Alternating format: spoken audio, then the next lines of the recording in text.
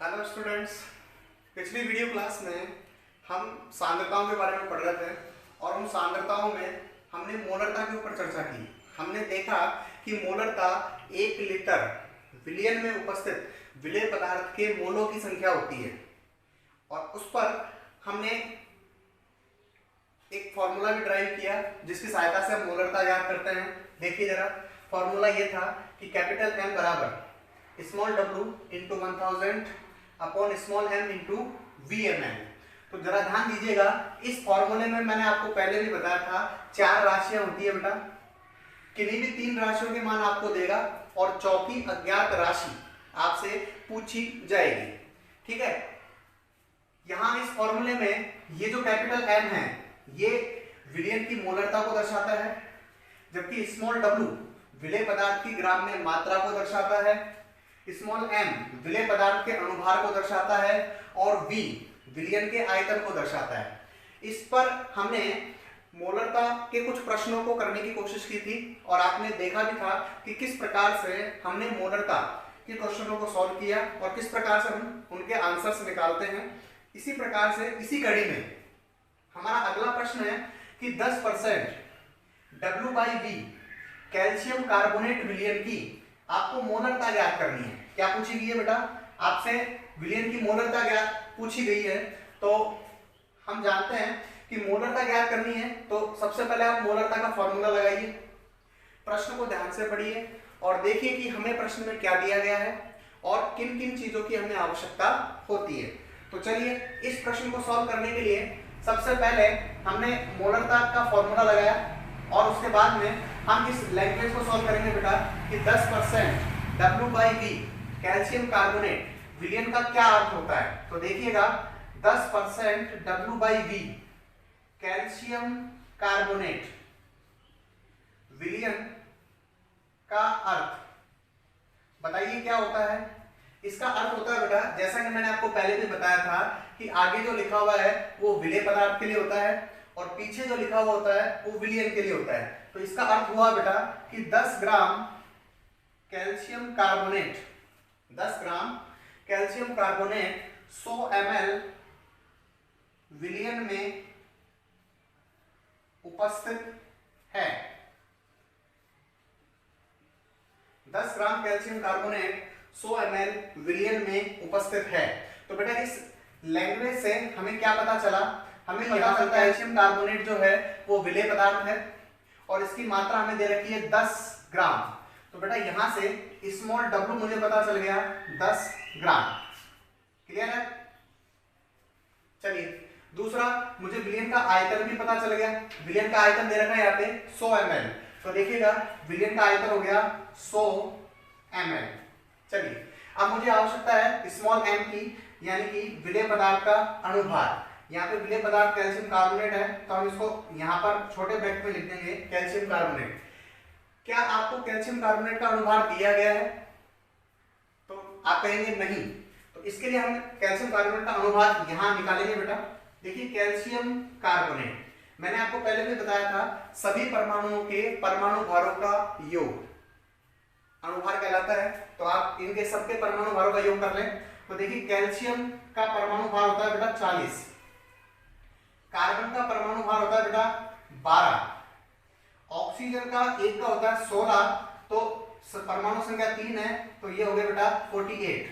अब आप इन सबको जोड़ दें तो देखिए 8 2 10, 8 4 और 4 8 और 1 9 और 1 10, तो ये आ गया बेटा 100 ग्राम पर मोल और ये कैल्शियम कार्बोनेट का अणुभार होता है। तो हम यहाँ लिख देंगे ये आ गया 100 ग्राम पर मोल। चलिए अब हम देखते हैं कि हमारे पास सभी वैल्यूज आ गई हैं। आप फॉर्मूले में रखिए, फॉर्मूला लगाइए, सभी वैल्यू को रखिए और मोलरता ज्ञात कर लीजिए। तो देखिए कैपिटल M बराबर आया small w into 1000 upon small m into VML। चलिए तो कैपिटल M बराबर हुआ स्मॉल w है 10 ग्राम इंटू 1000, स्मॉल m है 100 ग्राम पर मोल इंटू VML है 100 ml। चलिए इन सबको काट दीजिए, 4 जीरो से 4 जीरो कैंसिल हो जाएगी बेटा। तो मोलरता यहां पर आ गई, मोलरता बराबर आती है बेटा 1 m। आप चाहे तो उसको 1 m की जगह मोल पर लीटर भी लिख सकते हैं। तो बेटा इस प्रकार से 10% W/V कैल्शियम कार्बोनेट विलयन की मोलरता हमें प्राप्त होती है 1 m। क्लियर है? ध्यान से देखिए किस प्रकार से हमने इस प्रश्न को सॉल्व किया है।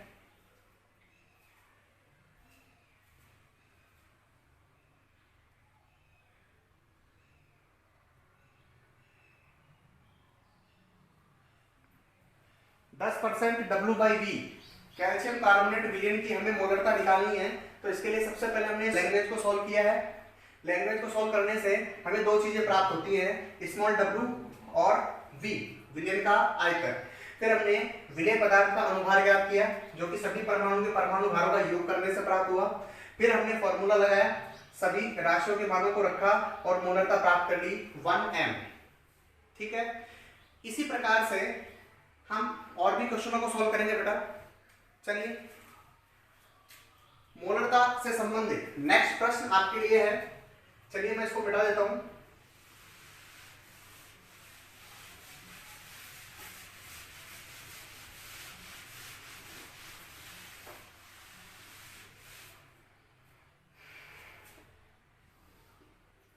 चलिए बेटा, मोलरता से संबंधित नेक्स्ट प्रश्न आपका कि m/2 NaOH का 200 ml विलयन बनाने के लिए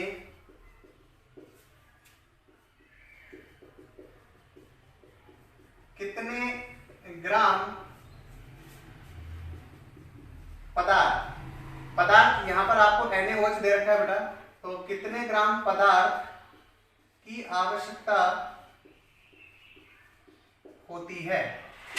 आपको आवश्यकता निकालनी है, कितने ग्राम पदार्थ की आवश्यकता होगी m/2 NaOH का 200 ml विलयन बनाने के लिए।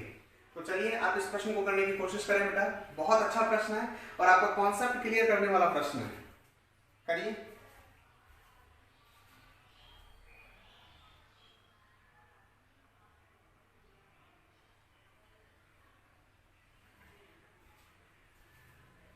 देखिए प्रश्न में आपको क्या दिया गया है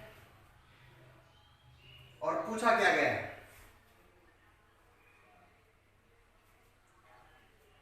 बहुत अच्छा प्रश्न बेटा, करने की कोशिश करें। तो चलिए हम इसको सॉल्व करते हैं। प्रश्न को ध्यान से पढ़ें। सबसे पहले आपको प्रश्न दिया गया है m/2 NaOH का 200 ml विलयन बनाना है और आपको बताना है कि कितने ग्राम NaOH की आवश्यकता होगी। तो देखिए बेटा, सबसे पहले हम लिख लेते हैं यहाँ पे कि सबसे पहले मोलरता का फॉर्मूला लिख लीजिए। अब प्रश्न में हमको दिया है कैपिटल M, ये दिया गया बेटा 1/2। ठीक है, चलिए, और विलयन का आयतन भी आपको दिया गया है। विलयन का आयतन दिया गया है 200 ml। स्मॉल m ये है NaOH का अनुभार, हम जानते हैं होता है 40 ग्राम पर मोल, और प्रश्न में आपको स्मॉल w निकालना है। ठीक है, तो सभी राशियां आपको दे रखी हैं, आप फॉर्मूला लगाइए, मान राशियों को रखिए और आंसर ले आइए। तो देखिए कैपिटल M बराबर small w into 1000 upon small m into VmL, यही होता है। चलिए सभी राशियों के मान रखिए। m की वैल्यू है आपके पास 1/2, स्मॉल w आपको निकालना है इंटू 1000, स्मॉल m है 40 ग्राम पर मोल, इंटू v दे रखा है आपको 200 ml। चलिए अब आपको यहां से स्मॉल w निकालना है, तो स्मॉल w निकाल लीजिए बेटा। ये आ गया 40 इंटू 200 बटे 2 इंटू 1000। अब इसको सॉल्व कर ले आप, तो बेटा यहां से ये 2 20 बार कट जाएगा, फिर 3 जीरो से यह 3 जीरो कैंसिल हो गई, और पदार्थ की ग्राम में मात्रा बेटा आ गई 2 इंटू 2 यानी कि 4 ग्राम।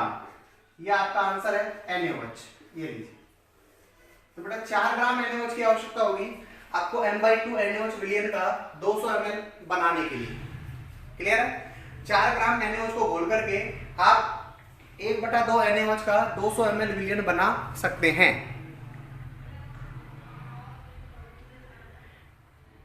तो ये बहुत ही अच्छा प्रश्न है बेटा आपके लिए।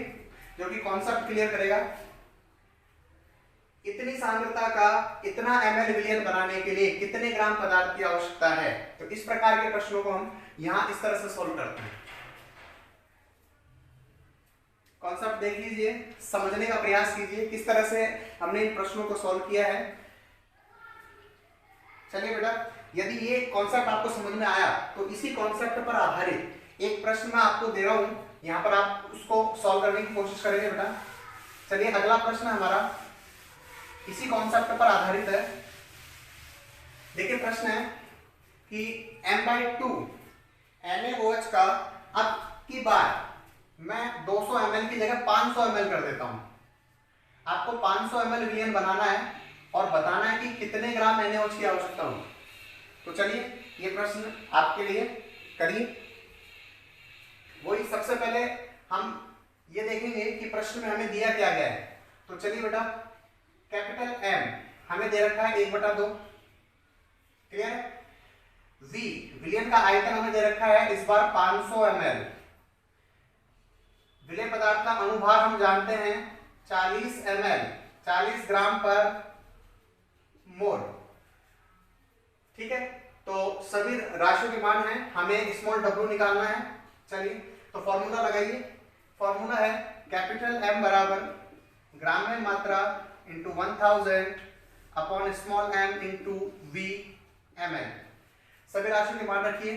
m 1/2 दे रखा है, स्मॉल w निकालना है 1000 upon small m 40 into V दे रखा है इस बार 500 ml। चलिए, इसको सॉल्व कर लें। तो ये आया बेटा स्मॉल w बराबर 40 इंटू 500 बटे 2 इंटू 1000। चलिए, तो ये कट गया यहाँ से 20 बार, 3 जीरो से बेटा 3 जीरो कैंसिल हो गई और ये बच गया अपने पास W बराबर 5 दूनी का 10 ग्राम NaOH। तो बेटा इस बार m/2 का 500 ml विलयन बनाने के लिए हमारे पास 10 ग्राम NaOH की आवश्यकता होती है, क्लियर। तो 10 ग्राम पदार्थ को हम घोल करके m/2 NaOH विलयन का 500 ml विलयन बना सकते हैं।